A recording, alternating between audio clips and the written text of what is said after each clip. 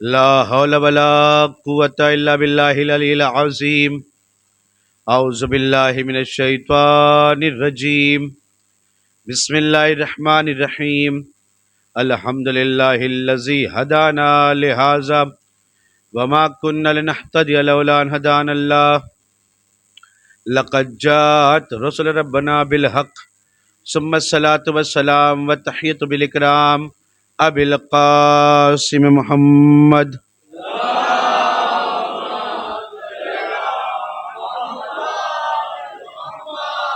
وآل بیت الطیبین الطاہرین المعصومین المظلومین المنتجبین المنتخبین ولعنۃ اللہ علی اعدائهم قوم اجمعین. اما بعد فقد قال رسول اللہ صلی اللہ علیہ وآلہ وسلم بسم اللہ الرحمن الرحیم الدعاء صلاح المؤمن. صلوات پر محمد.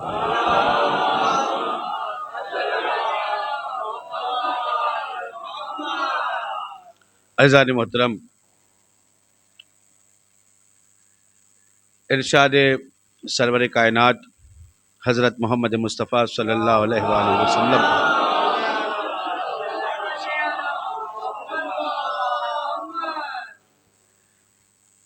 دعا کے سلسلے میں اس طریقے سے ہو رہا ہے کہ دعا مومن کا اسلحہ ہے. دعا مومن کے لیے اسلحہ ہے. دعا کی بڑی اہمیت ہے، بڑی فضیلت ہے، اور چونکہ شب جمعہ بھی ہے اور اس سے بہتر دعاؤں کے لیے کوئی رات نہیں ہے جو روایات میں وارد ہوئی ہے. خود پروردگار عالم نے بھی ارشاد فرمایا، میرے بندے تو مجھے پکار، میں تیری دعاؤں کا مستجاب کرنے والا ہوں، تو مجھ سے مانگ، میں تجھے عطا کرنے والا. خود مولا کائنات علی بن ابی طالب علیہ الصلوۃ والسلام نے بھی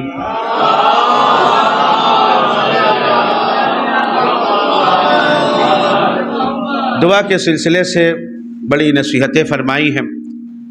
اور مولا جب دعا کی فضیلت بیان کر رہے تھے تو ایک سائل نے سوال کر لیا کہ مولا آخر ہم دعا کیوں کریں، جبکہ آپ کا یہ کہنا ہے کہ ہر کچھ انسان کا مقدر میں لکھا ہوا ہے. جب ہمارے مقدر میں لکھا ہوا ہے جو ہمیں ملنا ہے وہ مل کر کے رہے گا، تو پھر ہم دعا کیوں کریں؟ فوراً مولا علیہ الصلوۃ والسلام نے اسے جواب دیا کہ دعا اس لیے کرا کرو، ہو سکتا ہے کہ تمہارے مقدر میں یہی لکھا ہے کہ تم دعا کرو. ذرا سا جاگ کے سنیے، ٹھیک ہے؟ دعا اس لیے کیا کرو کہ ہو سکتا ہے کہ تمہارے مقدر میں اللہ نے یہی لکھا ہے کہ دعا کیا کرو. کیوں دعا کیا کرو؟ وہ اس لیے کہ اسے مانگنا بہت اچھا لگتا ہے. اسے مانگنا بڑا اچھا لگتا ہے. وہ چاہتا ہے کہ میرا بندہ میری بارگاہ میں دست دعا بلند کیے ہوئے ہو اور اسے دیتا رہوں، اسے عطا کرتا رہوں. اور یاد رکھو، دنیا والے کسی کو کچھ نہیں دے سکتے ہیں. ایک بار دیں گے، دو بار دیں گے، تین بار دیں گے، اس کے بعد دروازہ بند کر دیں گے. لیکن وہ مالک کائنات ہے، وہ دیتا جاتا ہے، اس کا خزانہ بڑھتا جاتا ہے، اس کے خزانے میں کہیں کمی آنے والی نہیں ہے. تم جتنا مانگتے جاؤ گے اتنا وہ عطا کرتا چلا جائے گا، وہ دیتا چلا جائے گا. بس شرط یہ ہے کہ خلوص سے اس کی بارگاہ میں اپنے ہاتھوں کو بلند کر کے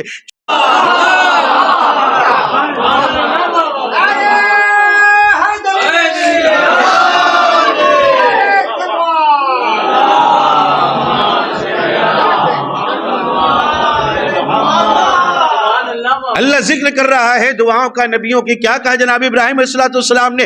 ہم نے یہ جو دیوار اٹھائی ہے، ہماری اس محنت کو اپنی بارگاہ میں شرف قبولیت عطا فرمانا، اس لیے کہ ہم بھی جانتے ہیں، تو بھی جانتا ہے کہ یہ دیوار کسی در کے لیے بنائی گئی ہے.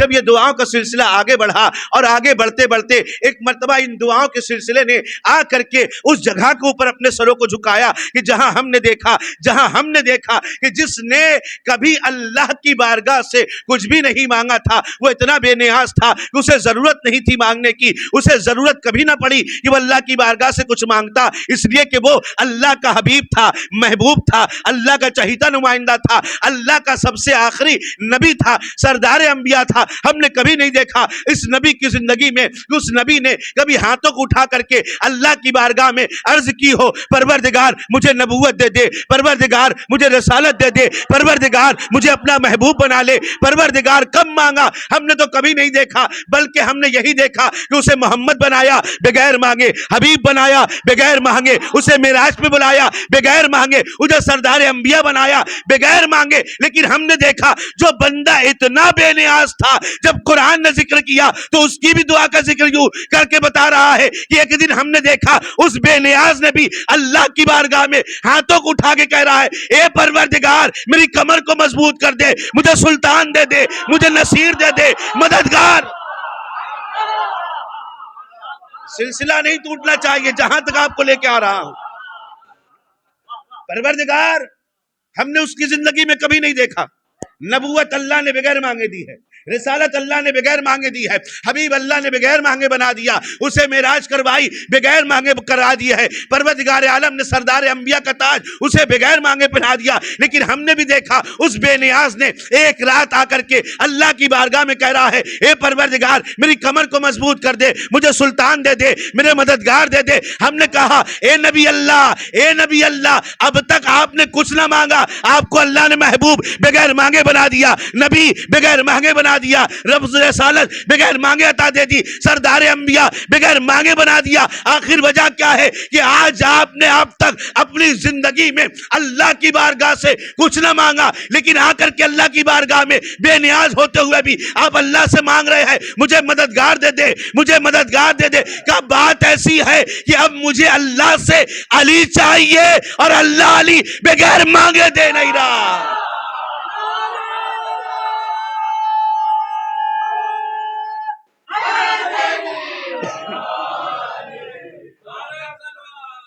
مجھے اللہ سے علی چاہیے اور اللہ علی بغیر مانگے دے نہیں رہا ہے، اللہ علی بغیر مانگے نہیں دے رہا ہے، یعنی علی اتنا بڑا ہے کہ آخری نبی مانگے۔ زمانہ ہم سے کہتا ہے ہم علی کو بڑھاتے ہیں، جس نے کبھی کچھ نہیں مانگا وہ اللہ کی بارگاہ سے علی مانگ رہا ہے، اور اللہ بغیر مانگے دے بھی نہیں رہا ہے، اللہ بغیر مانگے دے بھی نہیں رہا ہے۔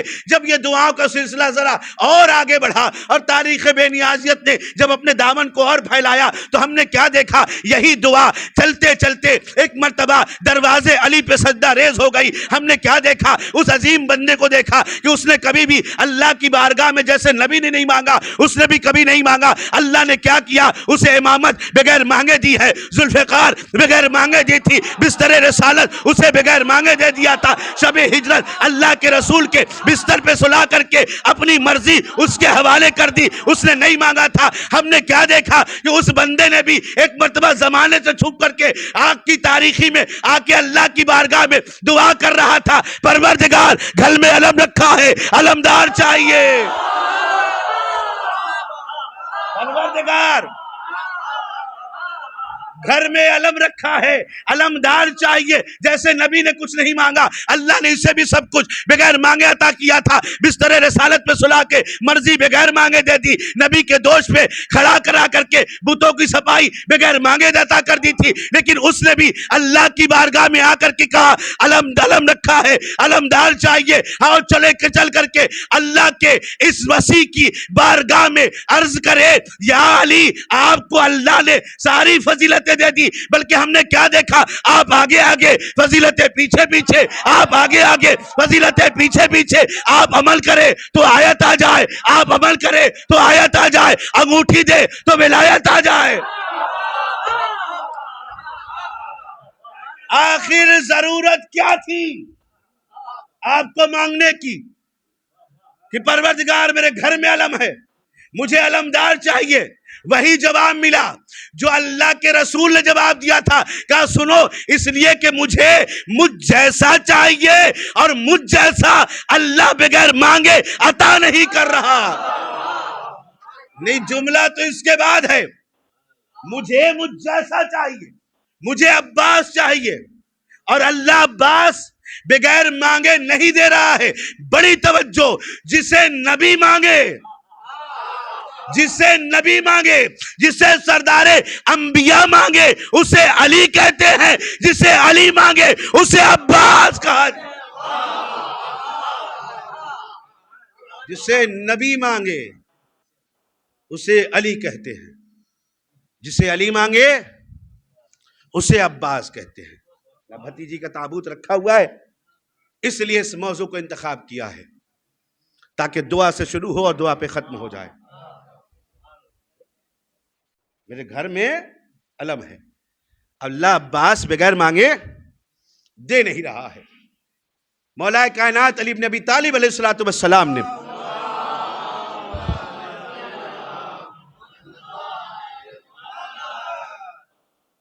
اپنی چاہت کا اعلان، عباس چاہیے نا، اپنے بھائی عقیل کو بلایا. بلانے کے بعد کہا بھائی عقیل کسی بہادر خاندان کی لڑکی تلاش کرو. بہادر خاندان کی لڑکی تلاش کرو تاکہ میں اس سے شادی کروں اور میرے یہاں مجھ جیسا بیٹا پیدا ہو. ایک بہادر بیٹا جیسا خود علی ہے. کیا کرو؟ ایک بہادر خاندان کی بیٹی، لفظ بدل دیتا ہوں، ایک بہادر خاندان کی عورت، ایک بہادر خاندان کی عورت. سب میری طرف متوجہ رہیے گا. ایک بہادر، ایک صلوات پڑھتے محمد آل محمد کو پڑھتے.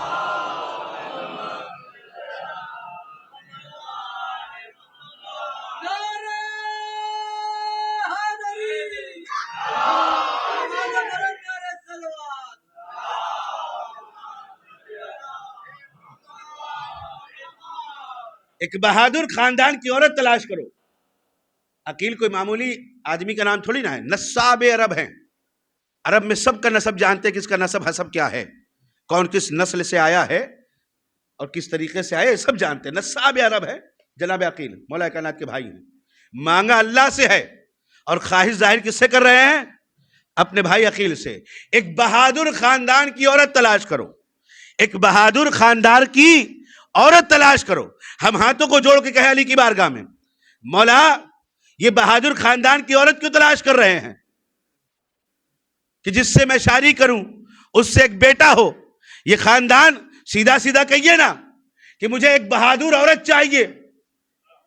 سیدھے سیدھے کہیے یہ بہادر خاندان کیا ہے. اب سیدھے کہیے کہ ایک بہادر عورت چاہیے، ایک بہادر عورت چاہیے. پتا ہے جب آپ کیا دیں گے علی پلٹ کر کے؟ مجھے جنگ تھوڑی نہ لڑوانی ہے، مجھے میدان میں تھوڑی نہ بھیجنا ہے کہ میں بہادر عورت، میں جو پہنچ گئے وہ کم سے کم وہ بولو. مجھے میدان میں تھوڑی نہ بھیجنا ہے کہ بہادر عورت تلاش کروں. علی نے بتایا کہ عورت کا کمال میدان میں جانا نہیں ہے بلکہ اپنی آگوش میں ایسا بیٹا پال کے پروان چڑھائے جسے عباس کہا جائے. عورت کا کمال یہ تھوڑی نہ ہے کہ وہ میدان میں جا کے لڑتی ملے. مجھے بہادر خاندان کی عورت. اب ایک اعتراض ہے جو ہمارے مولا پہ کیا جاتا ہے کہ علی علیہ السلام نے فلاں کے ساتھ اپنی بیٹی بیاہ دی تھی. کلمیہ ہے مولا کائنات کی مظلومیت کا کہ یہ کہا جاتا ہے کہ فلاں کے ساتھ مولا نے اپنی بیٹی بیاہ دی تھی. اچھا ایک بات بتائیے کہ ہم جب رشتہ لینے جاتے ہیں، ہماری رشتہ داری کرنی ہو تو آدمی تحقیق کب زیادہ کرتا ہے؟ جب بیٹی لے رہا ہو یا بیٹی دے رہا ہو. کب تحقیق زیادہ ہوتی ہے؟ لیتے وقت یا دیتے وقت؟ کب ہوتی ہے؟ جب آدمی دے رہا ہو نا. بھائی لیتے وقت تو آدمی کوئی نہیں دیکھتا نا. اب آدمی سوچتا میرا بیٹا اچھا ہے، ہمیں تو لانا ہے نا، وہ آرام سے گھر میں رہے گی. لیکن جب ہم دے رہے ہو تو بیٹی، تو پھر کیا دیکھتے؟ خاندان کیسا ہے، ساس سسر کیسے ہیں، ہے نا، ان کا کردار کیسا ہے، حسب نسب کیسا ہے. لیتے وقت کیا ہوتا ہے؟ زیادہ تحقیق کی جاتی ہے. اب بتاؤ علی بیٹی ہے، یہاں لے رہے ہیں یا دے رہے ہیں؟ یہ جو مولا عقیل سے کہہ رہے ہیں میرے بھائی عقیل ایک بہادر خاندان کی عورت تلاش کرو، تو یہاں مولا بیٹی لینے جا رہے ہیں یا دینے؟ لینے جا رہے ہیں، لینے جا رہے ہیں نا. جملہ کیا کہا؟ ایک بہادر خاندان کی عورت، ایک بہادر خاندان کی عورت. بڑی توجہ. اما جو علی بیٹی لیتے وقت بہادر خاندان دیکھتا ہو تو وہ اپنی بیٹی بھگوڑوں کی ہاں کب بیاہ دیتا؟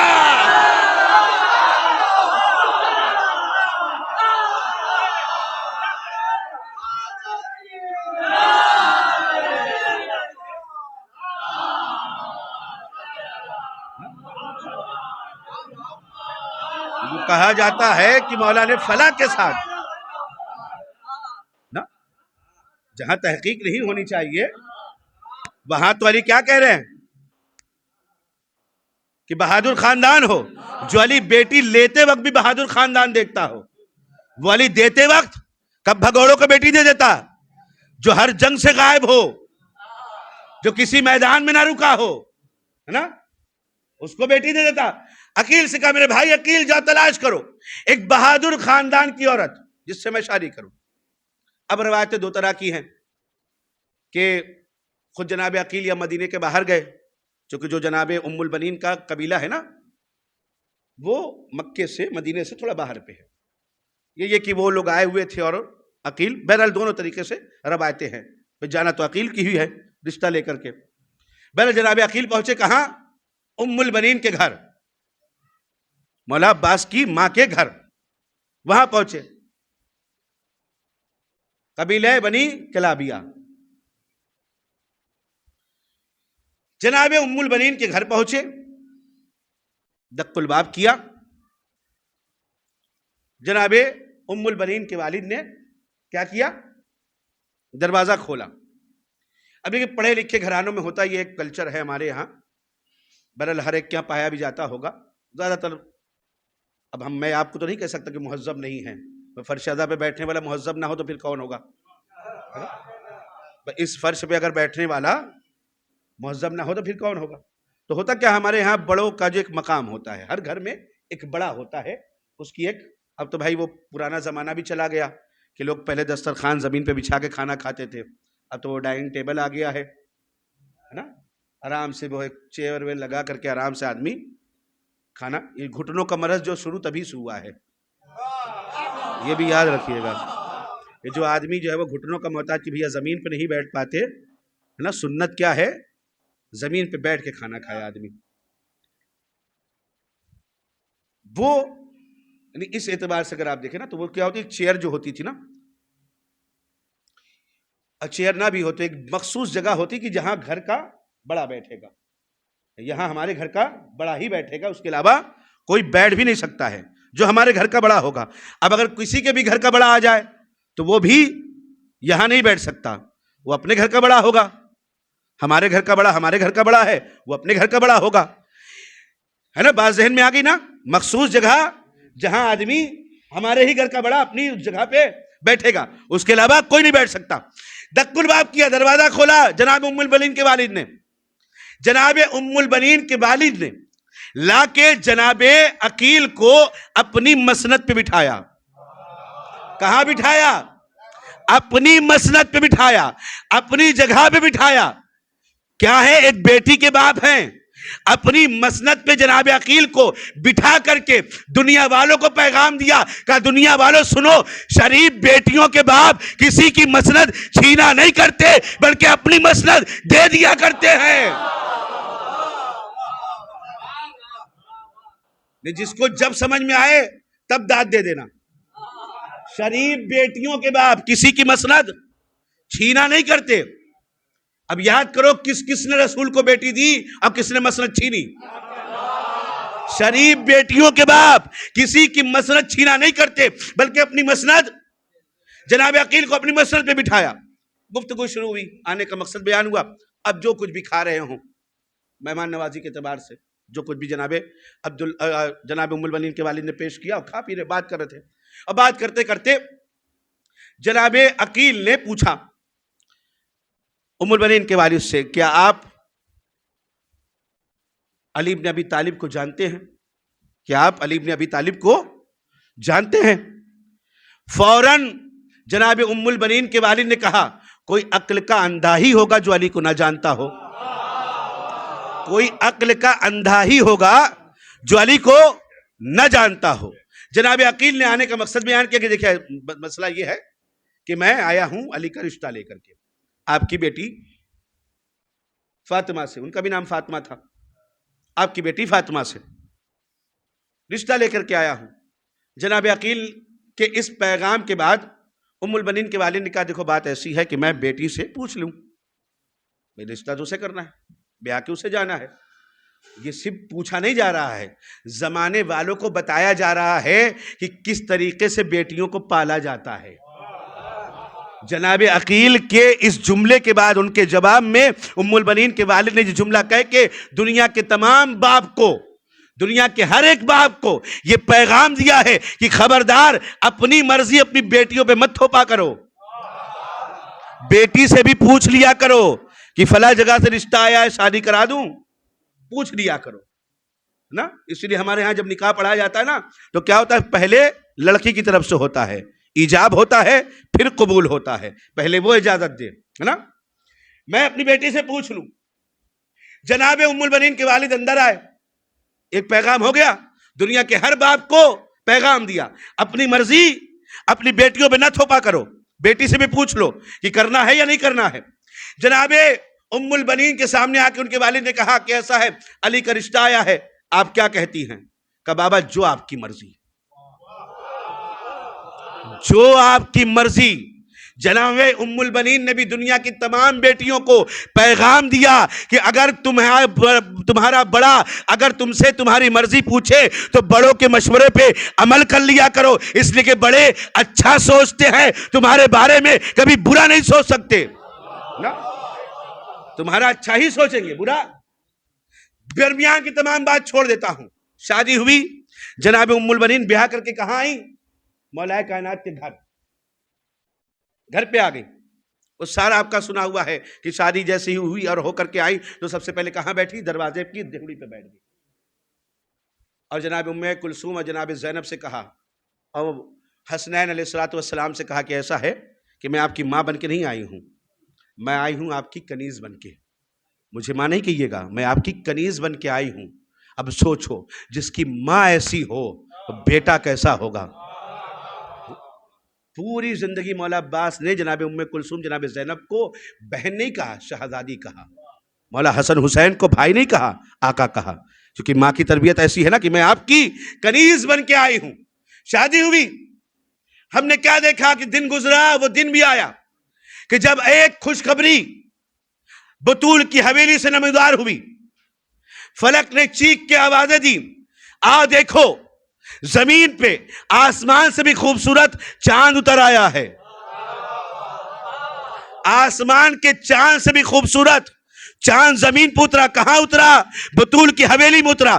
اب ہم نے جا کر کے ذرا سا دیکھنا شروع کیا تو کیا دیکھا؟ ایک خوبصورت سا بچہ لیٹا ہوا ہے. بڑی توجہ اور میرے ساتھ سب صبر کریے گا، عالم تصور میں چلیے. بطول کی حویلی چل کر کے ہم بھی تو علی کو مبارک باد دے کہ تمنا پوری کیسے ہوتی ہے، علی کی دعا رنگ کیسے لاتی ہے. ہم نے کیا دیکھا؟ اب جا کر کے کیا دیکھا؟ بطول کی حویلی میں ایک چھوٹا سا بچہ لیٹا ہوا ہے. اب ہم نے دیکھنا شروع کیا. اب جو چہرے پہ نگاہ پڑی تو واقعاً دیکھا کہ جلال الہی کا مظہر بن کے آیا ہے. توجہ ساتھ رہیے گا. ہم نے دیکھنا شروع کیا، ہم نے چہرے کو دیکھا تو یقین ہونے لگا جلال الہی کا مظہر بن کے آیا ہے. اب ہم نے دیکھتے دیکھتے اب جو کلائیوں پہ ہماری نگاہ پڑی تو کیا دیکھا؟ کلائیاں مچل رہی ہیں ذوالفقار کے لیے. کلائیاں مچل رہی ہیں ذوالفقار کے لیے. پورا وجود ہم دیکھ رہے تھے. ہم نے دیکھتے دیکھتے کیا دیکھا کہ واقعاً یہ صرف عباس نہیں آیا، بلکہ کیا دیکھا کہ ہم نے اس کے اندر علی کو بھی دیکھا، فاطمہ کو بھی دیکھا، حسن کو بھی دیکھا، حسین کو بھی دیکھا. ہم نے کیا دیکھا کہ پنجتن کا پورا سراپا سمٹ کے عباس کی ذات میں آ گیا ہے، عباس کی ذات میں آ گیا ہے. اب جملہ کہنے دیجئے، پنجتن کائنات میں اس لیے آئے کہ وہ پہچانا جائے، عباس اس لیے آئے کہ پنجتن پہچانے جائے. صلوات پڑھ دے محمدہ.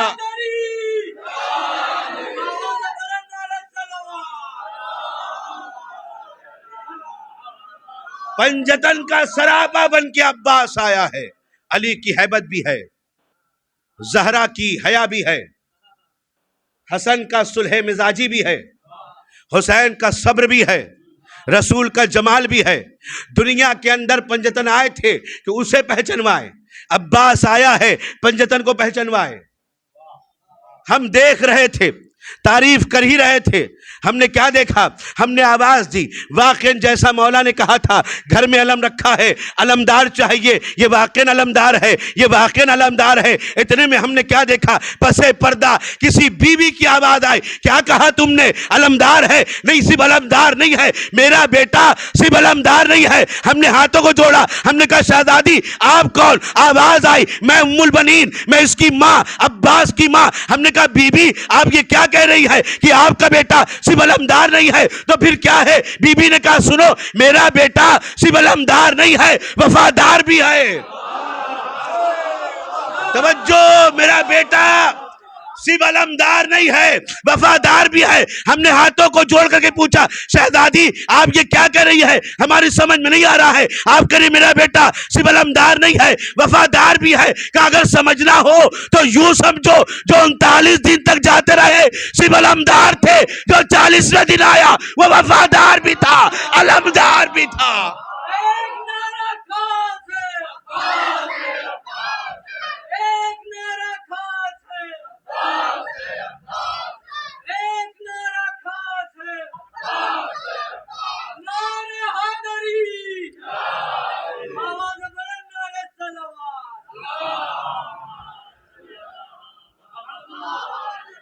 کہ سمجھنا ہو تو یوں سمجھو کہ 39 دن تک جو جاتے رہے وہ صرف علمدار تھے، جو 40ویں دن آیا وہ صرف علمدار نہیں تھا، علمدار کے ساتھ ساتھ وفادار بھی تھا۔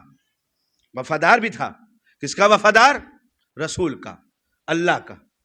صرف علمدار ہونا کافی نہیں ہے، اور یہ جو 39 دن تک جاتے رہے انہیں علمدار کہنا بھی لفظ علمدار کی بے عزتی ہے۔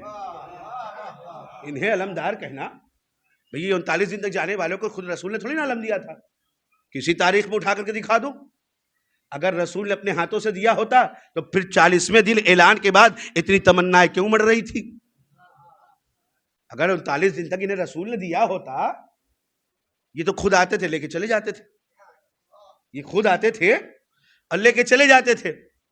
اور جیسے یہ پہنچتے تھے ادھر درے سے مرحب جھانک کے دیکھتا تھا، کچھ نہیں بولتا تھا، صرف دیکھتا تھا، صرف دیکھتا تھا۔ پوری تاریخ کی ذمہ داری سے کہہ رہا ہوں، کچھ بولتا نہیں تھا، صرف درے سے جھانک کے دیکھتا تھا اور یہ بھاگ جاتے تھے۔ صرف جھانک کے دیکھتا تھا اور یہ بھاگ جاتے تھے۔ پہنچتے تھے اللہ کے رسول کی بارگاہ میں، اللہ کے رسول پوچھتے تھے کیا ہوا؟ کچھ ہوا؟ کچھ ہوا؟ نہ زخم ہے، نہ چوٹ ہے، نہ کوئی خبر ہے، کچھ ہوا بھی؟ استاد شبت جعفر نے عجیب مصرے پڑھے ہیں، عزادار بھائی، ان کا صرف ایک شعر سناتا ہوں۔ وہ کہتے تھے شیخ بھاگ دوڑ ایسے کر رہے تھے خیبر میں، شیخ بھاگ دوڑ ایسے کر رہے تھے خیبر میں، جھنڈا لے کے جاتے تھے بانس لے کے آتے تھے۔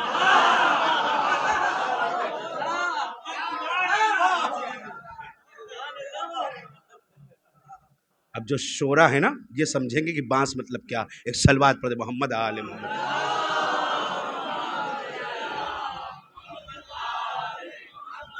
اللہ کے رسول پوچھتے تھے کچھ ہوا؟ کوئی زخم، کوئی خبر؟ کچھ تو ہوا، کوئی خبر ہی ہو، گئے کیا ہوا، جنگ ہوئی، کیا نتیجہ نکلا، کچھ کر کے آئے۔ آخر میں فیصلہ جانتے کیا ہوتا تھا؟ کچھ تو کہتے تھے کہ لشکر بھاگا، کچھ کہتے تھے سردار بھاگا۔ جب لشکر، سردار کہتا تھا لشکر بھاگا، لشکر کہتا تھا ہم کب بھاگے؟ پہلے آپ بھاگے۔ ہم کب بھاگے؟ پہلے آپ بھاگے۔ اور جب پورا ملا کے فیصلہ یہ ہوتا اچھا نہ تم بھاگے نہ ہم، گھوڑا بھاگا۔ ایک دوسرے کو فارسی میں ایک مثال ہے، فارسی میں ایک مثل ہے، تو مورا حاجی بگو من تورا حاجی بیگم، یعنی تم ہم کو حاجی کہو، ہم بھی تم کو۔ لشکر اور سردار نے مل کے فیصلہ کر لیا، نہ تم بھاگے نہ ہم بھاگے۔ کون بھاگا؟ گھوڑا بھاگا۔ گھوڑا بھی سوچ رہا تھا ہم کب بھاگے، گھوڑا بھی سوچنے لگا کہ ہم کب بھاگے۔ بھیا لجام تمہارے ہاتھ میں تھی، تم جدھر چاہو ادھر موڑ دو۔ ہم اپنے اختیار میں کب تھے؟ ہم تو تمہارے اختیار میں تھے، تم جدھر لجام موڑو ہم ادھر مڑ جائے۔ اما حیب تو یہی ہے 1400 سال سے کہ جن لوگوں سے ایک بے زبان کی لجام نہ سنبھالی گئی، لوگوں نے خلیفہ بنا کے رکھ دیا۔ جن لوگوں سے ایک بے زبان کی لجام نہ سنبھالی گئی، لوگوں نے ان کے ہاتھوں میں زمام حکومت دے دیا نا۔ اللہ کے رسول نے اعلان کر دیا، کل میں علم اسے دوں گا جو مرد ہے، کرار ہے، غیر فرار ہے، جو بڑھ بڑھ کے حملہ کرنے والا ہے، جو اللہ اور رسول کو دوست رکھتا ہے، اللہ اور رسول اسے بھی دوست رکھتے ہیں۔ اعلان اتنا ہوا نا، مرد جرار غیر فرار اللہ اور رسول کو دوست رکھتا ہے۔ اللہ اور رسول ہمارا دوست رکھنا آسان ہے، اس کا دوست رکھنا بڑا سخت ہے کہ وہ بھی ہمیں دوست رکھے۔ دو طرح کا اعلان کیا اللہ کے رسول نے۔ پہلا جملہ کیا کہا؟ کل علم اسے دوں گا جو مرد ہوگا، اور آخر میں کیا کہا؟ وہ اللہ رسول کو دوست رکھتا ہوگا۔ اللہ اور رسول تب بھی نہ سمجھ میں نہیں بات آئی کہ بات ہوئی ہے مرد کی، بات ہوئی ہے مرد کی کہ کل علم اسے دوں گا جو مرد ہوگا، لیکن انہوں نے سوچا کہ داڑھیوں میں خضاب لگاؤ مرد ہو جاؤ۔ یہ رات بھر داڑھیوں میں خضاب لگاتے رہے، رات بھر داڑھیوں میں خضاب لگاتے رہے، یہ سوچتے رہے کہ داڑھیاں رنگ لو مرد ہو جاؤ گے۔ سنت میں کچھ لوگوں نے لال کر لی ہے، سنت میں کچھ لوگوں نے انہوں نے کہا اچھا وہ کالی کیے تھے تو بدنام ہو گئے، ہم لال کر لیتے ہیں، اس لیے کچھ کا نام ہو گیا لال داڑھی۔ یہ خضاب کر کے سوچ رہے تھے کہ ہم مرد ہو جائیں گے۔ مولا کائنات جب جنگ صفین کے لیے نکل رہے تھے، مالک اشتر کہتے ہیں میں نے دیکھا ایک طرف مولا حسین ہے، ایک طرف مولا حسن ہے، آگے آگے علم لیے ہوئے عباس ہیں۔ جب یہ لشکر نکل رہا تھا تو ہم نے کیا دیکھا کہ مولا داڑھیوں میں خضاب نہیں کیے ہوئے تھے، داڑھی سفید تھی، لیکن لگ ایسا رہا تھا کہ جیسے بدلی سے ایک ساتھ 4 چاند نکل رہے ہو، بدلی سے ایک ساتھ 4 چاند نکل رہے ہو۔ وہ مالک اشتر کہتے ہیں کہ میں نے آگے بڑھ کے میں نے جا کے مولا کی بارگاہ میں ہاتھوں کو جوڑ کے کہا مولا کائنات، اے میرے آقا، اے میرے سید، اے میرے سردار، آج آپ نے خضاب نہیں کیا، کہیں دشمن یہ نہ سمجھ لے کہ علی بوڑھا ہو گیا، کہیں دشمن یہ نہ سمجھ لے کہ علی بوڑھا ہو گیا۔ ایک مرتبہ علی نے جلال الہی کے ساتھ ارشاد فرمایا مالک اشتر مجھے میدان جنگ میں اترنے دے، مجھے میدان جنگ میں اترنے دے۔ آج بھی علی کے ہاتھوں میں وہی طاقت ہے، وہی ذوالفقار ہے، اور یاد رکھ اگر شیر بوڑھا بھی ہو جائے تو شیر شیر ہوتا ہے، اگر شیر بوڑھا بھی ہو جائے تو اس کا مطلب یہ ہے کہ خضاب کرنے سے کوئی جوان نا، اتنا سنانے کا مقصد صرف اتنا سب تھا، خضاب کر لینے سے کوئی جوان۔ انہوں نے سوچا کہ داڑھیوں میں خضاب کر لو تو جوان ہو جاؤ۔ اللہ کے رسول نے کہا کل میں علم اسے دوں گا جو مرد ہوگا۔ یہ بھول گیا کہ ایک پے در پے جملے ہیں، مرد ہوگا، کرار ہوگا، غیر فرار ہوگا، بھاگنے والا نہیں ہوگا۔ اما جو صرف مرحب کے دیکھنے سے بھاگے ہوں، جو صرف مرحب کے دیکھنے سے بھاگے ہو، مرحب بولتا کچھ نہیں تھا، صرف یہ جاتے تھے درے سے دیکھتا تھا اور مرحب کے دیکھنے سے یہ سب کے سب بھاگ جاتے تھے۔ مولا پہنچے، میں نے سب چھوڑ دیا۔ بی بی کا جملہ کیا ہے؟ میرا بیٹا عباس صرف علمدار نہیں ہے، وفادار بھی ہے۔ مولا کے ہاتھوں میں صبح بھی علم دیا گیا، سب کی حسرتوں کا جنازہ نکل گیا، جو پنجے کے بل پہ کھڑے ہو کر کے اپنے قدوں کو بڑھا رہے تھے۔ اپنے قدوں کو بڑھا رہے تھے، پنجے کے بل پہ کھڑے ہو کر کے، نہ جانے اس کے بعد کتنوں کو درد ہوا ہوگا، اور درد بھی دوہرا ہوا ہوگا، ایک تو پنجے میں ہوا ہوگا، ایک دل میں ہوا ہوگا، کہ رات بھر کی شب بیداری بیکار گئی، رات بھر کا جاگنا یہ تو علی کو دے دیا گیا۔ علی جب لے کے علم چلے، اللہ کے رسول نے دعا کی، پروردگار اب وہ جا رہا ہے جو مرد ہے، کرار ہے، غیر فرار ہے، یہ وہ ہے جسے اللہ و رسول دوست رکھتے ہیں، اور اسے اللہ و رسول کو یہ دوست رکھتا ہے، یہ وہ جا رہا ہے، یہ وہ جا رہا ہے۔ پوچھا جیسے ہی مولا آئے، مرحب کو نجومی نے بتا رکھا تھا، نجومی جو، اچھا نجومی کے لیے دن اور رات کوئی معنی نہیں رکھتا، وہ کبھی بھی ستاروں کو، جو ستاروں کی چال کو دیکھ کر کے ساری چیزیں بتاتا نا، کہ کس کا ستارہ گردش میں ہے، کس کا جو ہے وہ اوش پہ ہے، ساری چیزیں اس کے لیے دن اور رات معنی نہیں رکھتی ہے، کہ کب دن ہو وہ ہمیشہ ستارہ دیکھ لیتا ہے، وہ اپنی کوڑیوں کے ذریعے سے جو بھی وہ کرتے ہوں وہ ہمیشہ دیکھ لیتا ہے۔ مرحب کو نجومی نے بتا رکھا تھا کہ 2500 سال میں فلک پہ ایک ستارہ نکلتا ہے، اور وہ جب چکر لگا کے سیارے کا پورا کر لیتا ہے، وہ 2500 سال میں یہ چکر پورا کرتا ہے، اور جب یہ چکر پورا کر لیتا ہے تو کائنات کی ہر شے موم ہو جاتی ہے، کائنات کا سارے پتھر موم ہو جاتے ہیں، اور یاد رکھ تجھے اس وقت تک کوئی شکست دے ہی نہیں سکتا جب تک کہ یہ ستارہ اپنے سیارے کا چکر پورا نہ کر لے، یہ ستارہ اپنے سیارے کا چکر پورا نہ کر لے۔ کتنے سال میں پورا کرتا ہے؟ 2500 سال میں۔ سب کے ذہنوں میں آ گیا کتنے سال میں؟ 2500 سال میں یہ ستارہ اس سیارے کا چکر پورا کرتا ہے، تو کیا ہوتا ہے؟ دنیا کا ہر پتھر موم ہو جاتا ہے۔ مولا کائنات میدان میں آئے، مولا نے آنے کے بعد سب سے پہلے علم کو سامنے والی پہاڑی پہ گاڑا، سنا نا، پتھر پہ علم گاڑا، سامنے والی پہاڑی پہ گاڑا۔ مرحب نے درے سے دیکھا، اور دیکھنے کے بعد جیسے ہی مولا نے علم گاڑا، فوراً اس نے نجومی کی طرف دیکھا، کہا دیکھ آج جو آیا اس کا تیور الگ ہے، کل تک جو آتے تھے میں دیکھتا تھا بھاگ جاتے تھے، یہ تو آیا اس نے سیدھا پتھر پہ علم گاڑ دیا، اس نے پتھر پہ علم گاڑ دیا ہے۔ نجومی نے فوراً ستاروں کو دیکھا، ساری چالوں کو دیکھا، کہ گھبرا نہیں، کبھی کبھی ایسا ہوتا ہے کہ ستارہ سیارے کے چکر کو جلدی پورا کر لیتا ہے، کبھی کبھی ایسا ہو جاتا ہے کہ ستارہ سیارے کے چکر کو جلدی پورا کر لیتا ہے، لہذا تو گھبرا نہیں، اس نے علم پتھر پہ نہیں گاڑا، موم میں گاڑا ہے، اس نے علم، بڑی توجہ، اس نے علم پتھر پہ نہیں گاڑا ہے، موم پہ گاڑا ہے۔ ہوا کے دوش پہ سوار ہو کر کے یہ سارے جملے اذن اللہ کانوں سے جیسے ہی ٹکرائے، علی نے فوراً علم کو نکالا، علی نے فوراً علم کو نکالا اور پھر گاڑا، علی نے فوراً علم کو نکالا اور پھر گاڑا، پھر نکالا، پھر گاڑا۔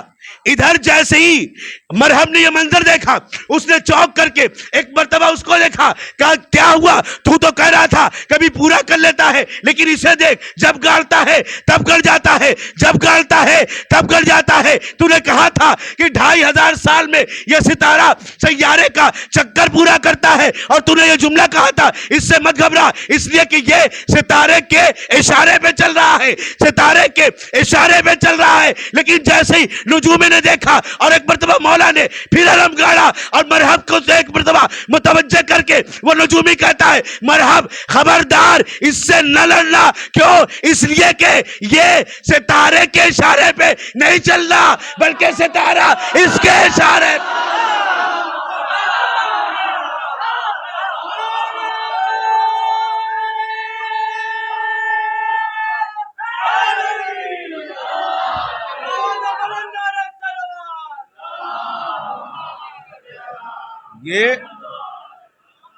یہ ستارے کے اشارے پہ نہیں چل رہا ہے، بلکہ ستارہ اس کے اشارے پہ چل رہا ہے۔ میں کیوں نہ چلتا؟ جو اپنی انگلی کے ہلکی سی جنبش سے مغرب میں ڈوبتے ہوئے سورج کو پلٹاتا ہو، اس کے لیے ماہ و سال کیا بڑی چیز ہے۔ وہ جب چاہے تب ستاروں کی چال بدل دے۔ تم ستاروں کو محتاج ہوگے، ستارہ ان کے در کا محتاج ہے۔ ستارہ ان کے در کا محتاج ہے۔ جب پڑھو تاریخ میں، زہرا نہ جانے کتنے سالوں سے آسمان پہ تھا، لیکن اتنا چمکدار نہیں تھا۔ چمکدار کب ہوا؟ جب یہاں سجدہ کیا، جب یہاں اس نے سجدہ کیا، تب جا کے زہرا بنا ہے۔ اور تم کہتے ہیں کہ وہ ستارے کے اشارے پہ چلے گا۔ مرحب نہ لڑنا اس سے، یہ ستارے کے اشارے پہ نہیں چل رہا، بلکہ ستارہ اس کے اشارے پہ چل رہا ہے۔ مولا نے جنگ جیت لی، مجھے وہ جنگ نہیں پڑھنی، جیت لی ہے نا۔ بی بی نے کہا میرا بیٹا کیا ہے؟ صرف علمدار نہیں، وفادار بھی ہے۔ کس کا وفادار؟ اللہ کا، اللہ کے رسول کا وفادار ہے میرا بیٹا۔ مولا نے سوچا لاؤ دیکھیں، بس آخری جملے مجلس تمام ہے۔ مولا نے سوچا دیکھوں کہ جو میں نے اللہ سے دعا مانگی ہے وہ دعا قبول ہوئی بھی یا نہیں ہوئی ہے۔ میں نے اپنے جیسا مانگا ہے اللہ سے، تو اپنے جیسا ہے یا نہیں ہے۔ صفین کے میدان میں علی نے اعلان کر دیا، عباس آج جنگ تم کرو گے۔ عباس کتنے برس کا سن ہے؟ 13 برس کا۔ عباس جنگ آج تم کرو گے۔ جی بابا۔ جیسے عباس چلنے لگے نا، پھر آواز دی، میرے لال عباس ایسے نہیں جاؤ جیسے بابا جاتا ہے۔ کہ بابا کیسے؟ کہ چہرے پہ نقاب ڈال لو، چہرے پر نقاب ڈال لو۔ عباس نے چہرے پہ نقاب ڈال لی۔ آج علی کھڑے ہو کر کے خود علی کی جنگ دیکھ رہے ہیں۔ میرا بیٹا میرے جیسا ہے یا نہیں ہے؟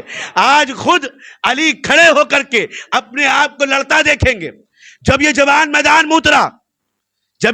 میدان میں اترا، چلنے کا انداز علی کے جیسا، چلنے کا انداز علی کے جیسا، تلوار چلانے کا انداز علی کے جیسا، ویسے ہی لڑ رہا ہے جیسے علی لڑتے تھے۔ ویسے ہی قلب لشکر میں گھس کے لڑا جیسے علی قلب لشکر میں گھر کے لڑتے تھے۔ ویسے ہی میمنہ کو میسرہ پہ پلٹا جیسے علی پلٹتے تھے۔ ویسے ہی فوجوں کو بھگایا جیسے علی بھگاتے تھے۔ اب پورے میدان میں صفین کے ایک ہی آواز گونج رہی تھی، حیدر آ گئے، علی آ گئے، علی آ گئے، علی آ گئے، علی آ گئے۔ روایت کا راوی کہتا ہے کہ میں بھی حیرت میں پڑ گیا، یہ کیسی وجہ ہو گئی؟ علی یہاں کھڑے ہیں اور وہاں لڑ رہے ہیں،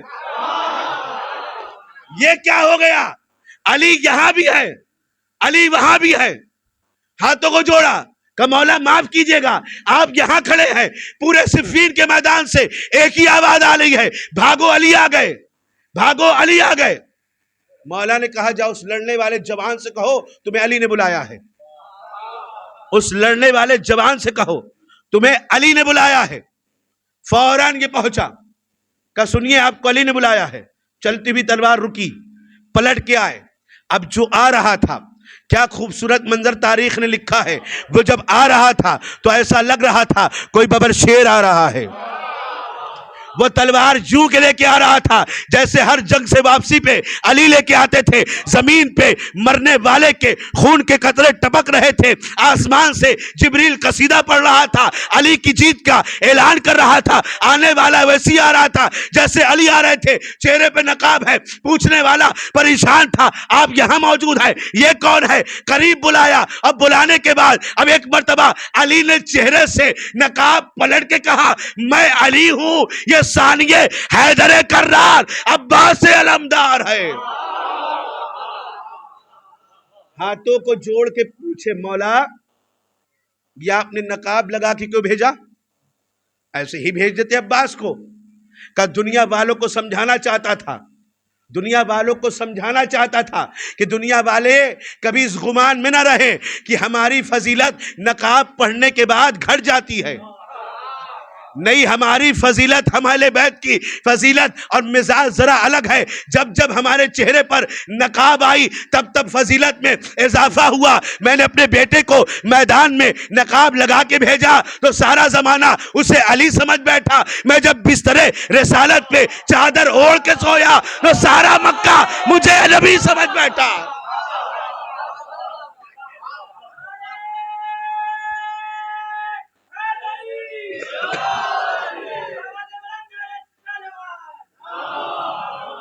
ہمارے چہرے پہ نقاب آنے سے ہماری فضیلتوں میں کمی نہیں آتی، بلکہ ہماری فضیلتیں اور بڑھ جاتی ہیں. لاکھ دنیا نے تہرے پردے لگائے، لیکن تیرے پردوں کے بعد بھی 3 پردوں کے بعد بھی علی وہیں بیٹھے جہاں رسول بیٹھتے تھے. علی وہیں آئے جہاں نبی کا مقام تھا. مولا نے دیکھ لیا واقعی میرا بیٹا مجھ جیسا ہے. پورے صفین کے میدان سے آواز آ رہی تھی. غور کرو، مانگا کس لیے ہے؟ مددگار. کس کے لیے؟ حسین کے لیے. حساب سے بتاؤ، جسے بچپن سے یہ بتا بتا کے بڑا کیا گیا ہو، تمہیں تمہارے بابا نے مانگا ہے، تمہیں تمہارے بابا نے مانگا ہے، کسی جنگ کے لیے مانگا ہے. اب سوچو اس جنگ کا انتظار عباس کو کتنی شدت سے رہا ہوگا. چونکہ بھتیجی کا تذکرہ کرنا ہے لہذا چچا کا بھی تذکرہ ہو جانا چاہیے. کتنا انتظار رہا ہوگا. کربلا میں شب عاشور کسی نے مولا عباس سے کہا، عباس تمہیں پتا ہے نا تمہیں تمہارے بابا نے کیوں مانگا؟ روایت کا جملہ ہے عباس گھوڑے پہ سوار تھے. عباس نے گھوڑے کی پشت پہ انگڑائی لی، زرا کی ساری کڑیاں ٹوٹ گئیں. کہا بس صبح ہونے دو، اگر میں نے ان تمام لشکر کو شام کی گلیوں سے، شام کی دیواروں سے نہ ٹکرا دیا، مجھے علی کا بیٹا نہ کہے. اتنی تمنا جس کے دل میں ہونا، وہ ہے سکینہ کا چچا. وہ ہے سکینہ کا چچا. جیسا مظلوم چچا ہے ویسے ہی مظلومہ بھتیجی ہے. آپ کی آنکھیں نم ہو گئی. اس یتیمہ کا آپ تابوت اٹھائیں گے جسے اس کا چچا بڑا پیار کرتا تھا، بڑی محبت کرتا تھا نا. یہ وہ بیٹی ہے جسے حسین نے دعا میں مانگا ہے. دعا ایک کو نبی نے مانگا جسے علی کہا گیا، ایک کو علی نے مانگا اسے عباس کہا گیا، ایک کو حسین نے مانگا اس کا نام ہے سکینہ. پروردگار مجھے ایک بیٹی عطا کر دے جو میرے بنا نہ رہ سکے، میں اس کے بنا نہ رہ سکوں، جسے میرے بغیر سکون نہ آئے اور مجھے اس کے بغیر سکون نہ آئے. حسین نے نماز شب میں اس بیٹی کو مانگا ہے. کتنا پیار حسین کرتے ہوں گے اس بیٹی سے. کائنات میں 3 بیٹیاں اتنی مظلومہ ہیں، 3 بیٹی. ایک رسول کی بیٹی، ایک رسول کی بیٹی، ایک علی کی بیٹی اور ایک حسین کی بیٹی. ان 3 بیٹیوں سے مظلومہ کوئی بیٹی نہیں ہے اور تینوں زخمی ہیں. رسول کی بیٹی پہلو شکستہ، علی کی بیٹی پشت پہ تازیانوں کے نشان، حسین کی بیٹی چہروں پہ تماچوں کے نشان، بالیوں کے کھنچ جانے کے نشان. ادھر ان 3 بیٹیوں کا اپنا مقدر ہے، لیکن عزادارو ان 3 بیٹیوں میں بڑا فرق ہے. ایک کا سن 18 برس کا تھا، ایک کا سن تقریباً 56 یا 55 برس تھا. لیکن ان تینوں بیٹیوں میں جو کم سے کم سن ہے نا وہ حسین کی بیٹی ہے. 4 سالہ بیٹی. ارے کیا عمر ہوتی ہے. ارے 4 سال کے بچے کتنے سمجھدار ہوتے ہیں. اب 4 سال کی عمر میں بچے جب سمجھدار نہیں ہوتے، اس سن میں سکینہ تماچے کھا رہی تھی. جزاک اللہ. خدا آپ کو کوئی غم نہ دے سوائے غم مظلوم کربلا کے. عزادارو آج اسی کا تابوت اٹھائیں گے نا جسے حسین کے سینے پہ سونے کی عادت تھی. بابا کی شہادت کے بعد سکینہ کو کبھی سکون نہ ملا.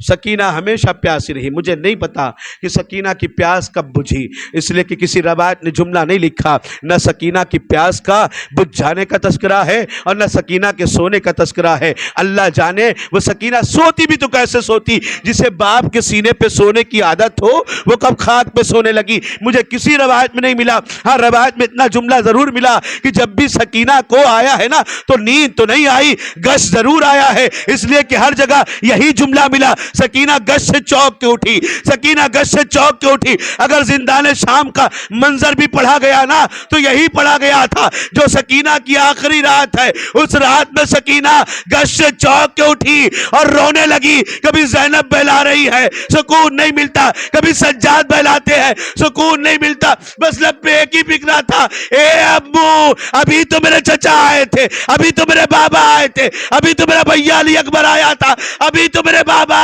مجھے اپنے سینے پہ سلا رہے تھے. کبھی سجاد کی ہواؤں میں جاتی ہے، اے بھیا میرا بابا کہاں چلا گیا. کبھی زینب کی باہوں میں آ کے، اے پھوپھی اماں ابھی تو میرا بابا مجھ سے باتیں کر رہا تھا. جزاک اللہ، خدا آپ کو کوئی غم نہ دے. سمائے غم مظلوم کربلا کا عزادارو، بس کچھ منٹ اور. سکینہ کی آواز غریہ بلند ہوگی، سکینہ کے ساتھ ساتھ اہل حرم رونے لگے، اس لیے کہ سکینہ چپ ہونے کا نام نہیں لے رہی ہے. پھوپھی اماں ابھی تو میرا بابا میرے ساتھ تھا، ابھی تو مجھ سے گفتگو کر رہا تھا، ابھی تو میں اپنی روداد غم اپنے بابا کو سنا رہی تھی، آخر میرا بابا کہاں چلا گیا. ادھر سکینہ روتی جاتی ہے، یہ رونے کی صدائیں جیسے بلند ہوئی ہے نا ایک مرتبہ یزید کے کانوں سے ٹکرائی. عزادارو، ہم میں سے اکثر صاحب اولاد ہے نا، انصاف سے بتاؤ، رات کے وقت اگر تمہارا بچہ اگر رونے لگ جائے کیا کرو گے؟ پیار سے محبت سے سمجھاؤ گے نا، جو اس کی سب سے پسندیدہ چیز ہوگی اسے لا کر کے دو گے تاکہ بچہ بہل جائے، رونا بند کر دے. اپنا اپنا مقدر ہے، سکینہ کا بھی اپنا مقدر ہے. جیسے ہی یزید تک یہ خبر پہنچی ہے نا کہ سکینہ نے خواب میں اپنے بابا کو دیکھا ہے، ظالم کہتا ہے جاؤ اس کے بابا کا سر اس کے حوالے کر دو. یہ اہتمام کیا ہے دلاسے کا، جاؤ اس کے بابا کا سر اس کے حوالے کر دو. لازادارو ایک مرتبہ تشت میں ڈھانک کر کے سر لایا گیا، اب سکینہ کے سامنے پیش کیا گیا. اب جو کپڑا ہٹا عجب منظر تھا، ارے بیٹی کی نگاہوں کے سامنے باپ کا کٹا ہوا سر سکینہ نے آگوش میں لے لیا. ارے ایک مرتبہ زلفوں کو صاف کرنے لگی، اے بابا یہ آپ کی ریش مبارک کو کس نے خون سے آلود کر دیا. اے بابا ارے آپ کے بعد مجھے کسی نے پیار نہیں کیا. اے بابا مجھے تماچے مارے گئے. ارے ایک مرتبہ بہن کرتے کرتے سکینہ نے حسین کے لبوں پہ لب کو رکھا، ارے خاموش ہو گئی. اہل حرم سمجھے سکینہ کو چین آ گیا. اب جو سجاد نے شانوں کو ہلایا ایک آواز آئی، انا للہ و انا الیہ راجعون. اے پھوپھی اماں سکینہ مر گئی، وہ جو بابا کو روتی تھی.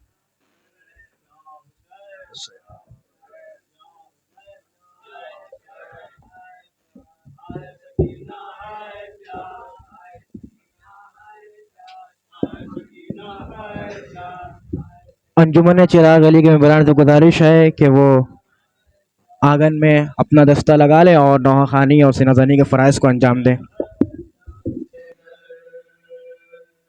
ایک بچی بہن کرتی تھی لے کر سر پہ در.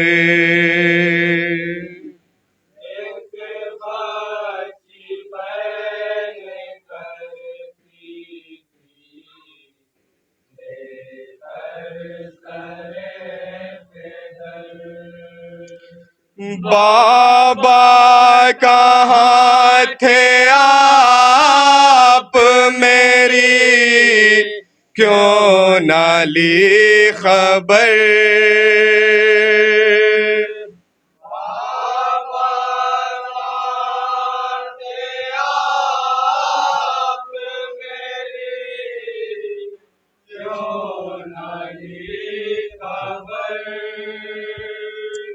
ایک بچی بہن کرتی تھی لے کر سرے پہ در ایک بچی بہن کرتی تھی، لے کر سرے پہ در ایک بچی بہن کرتی تھی، لے کر سرے پہ در ایک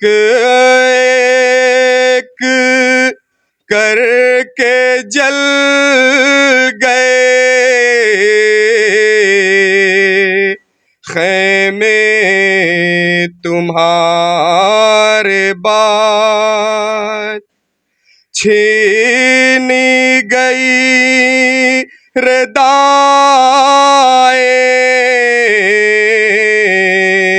سروں سے تمہارے بعد، اپنا نہ تھا کوئی بھی جہاں تک گئی نظر، اپنا نہ تھا کوئی بھی جہاں تک گئی نظر، ایک بچی بہن کرتی تھی، لے کر سرے پہ در ایک بچی بہن کرتی تھی، لے کر سرے پہ در کیا مجھ کو بھول بیٹھے چچا جان بھی میرے، آئے نہ ظالموں سے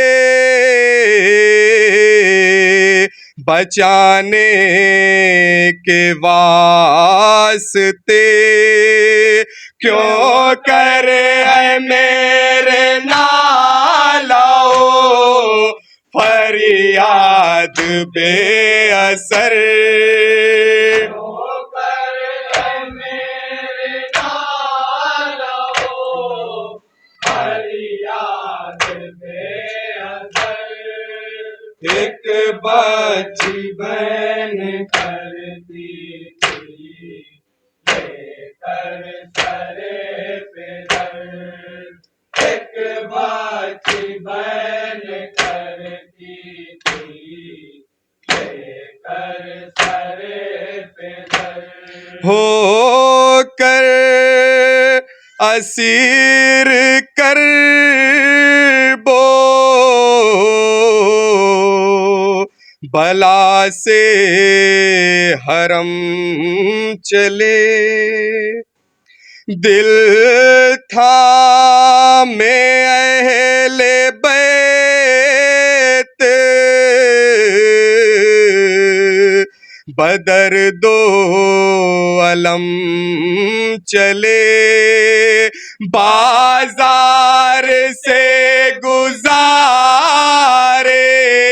گئے ہم برہ نصر، بازار سے گزارے گئے ہم برہ نصر، ایک بچی بہن کرتی تھی، لے کر سرے پہ در ایک بچی بہن کرتی تھی، لے کر سرے پہ در آرام کا مجھے کوئی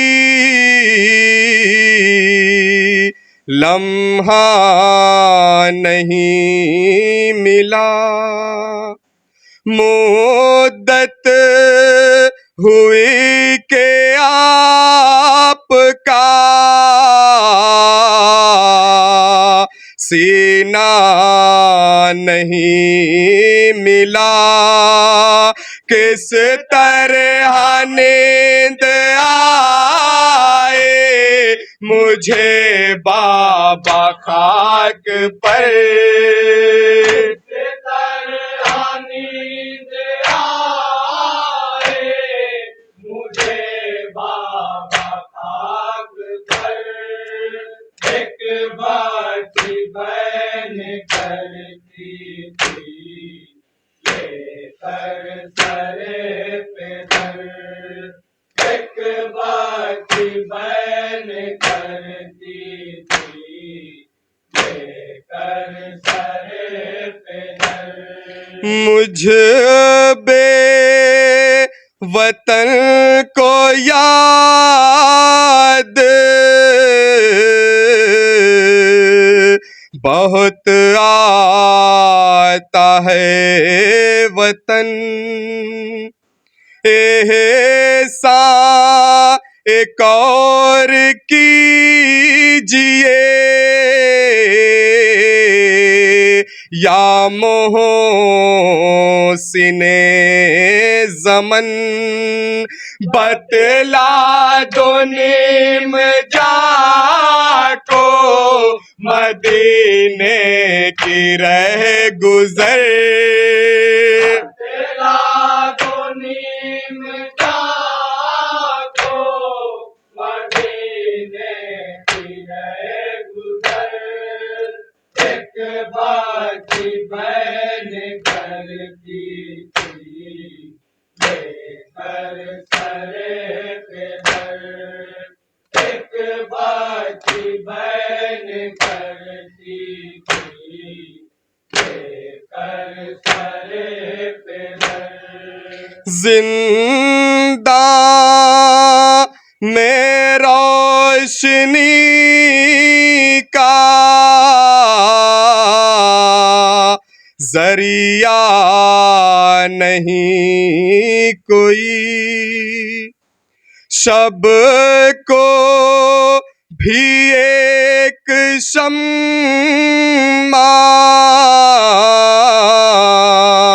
جلاتا نہیں کوئی دم گھٹ رہا ہے میرا ہر ایک شام ہر سحر دم گھٹ رہا ہے میرا ہر ایک شام ہر سحر ایک باقی بہن کرتی تھی لے کر سرے پہ در ایک باقی بہن کرتی تھی لے کر سرے پہ در ہو کر سکینہ کہتی تھی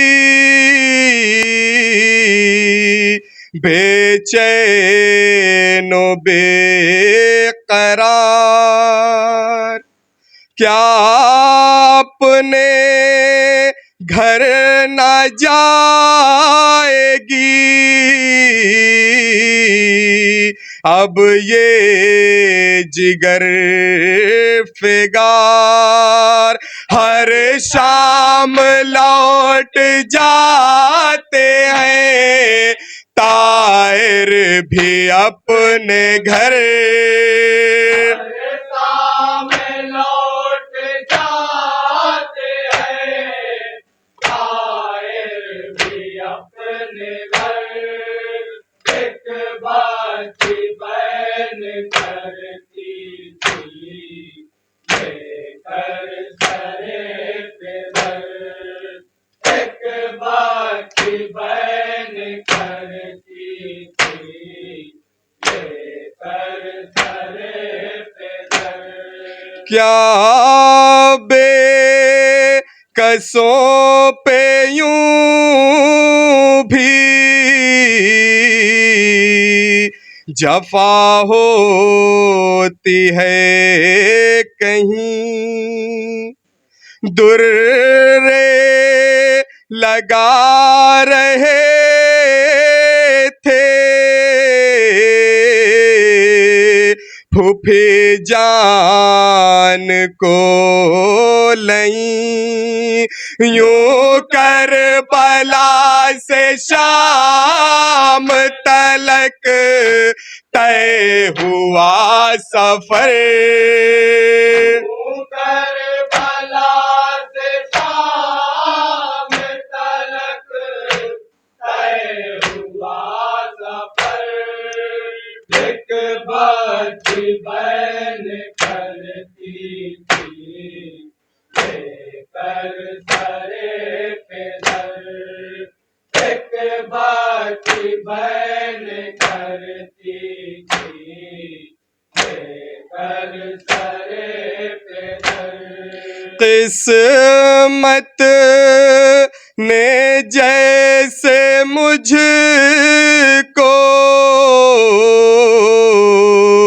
چھوڑایا ہے آپ سے غربت میں یوں نہ چھوٹے کوئی بیٹی باپ سے اس غم سے ٹکڑے ہو نہ کسی کا دل و جگر اس غم سے ٹکڑے ہو نہ کسی کا دل و جگر ایک بچی بہن کرتی تھی لے کر سرے پہ در ایک بچی بہن کرتی تھی لے کر سرے پہ در بیماروں ناتواں پہ ہوئی ہیں وہ سختیاں بھیا میرا سنبھالے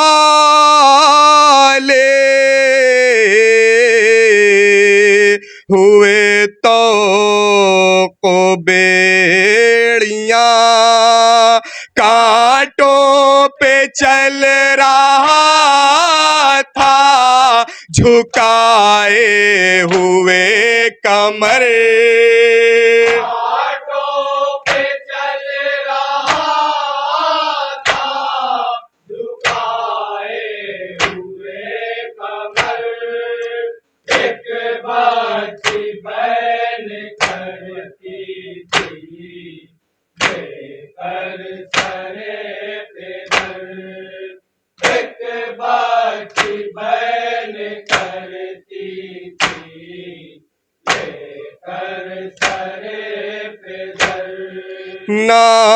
ناقابل بیاں ہے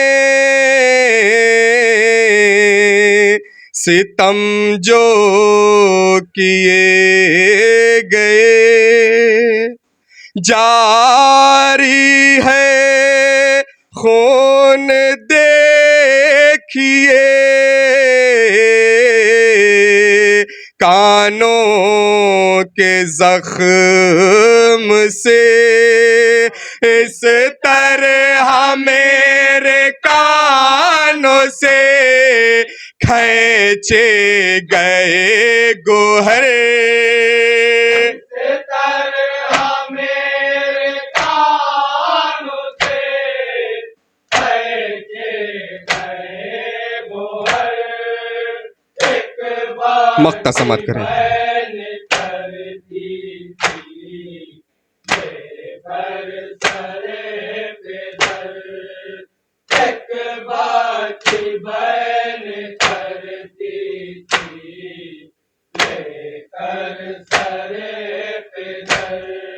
کس بے بسی میں دکھیا کو آئی رجب قضا اس کو کفن جلے ہوئے کرتے ہی کا ملا یاد حسین میں جو تھی ہر لمحہ نوحہ گر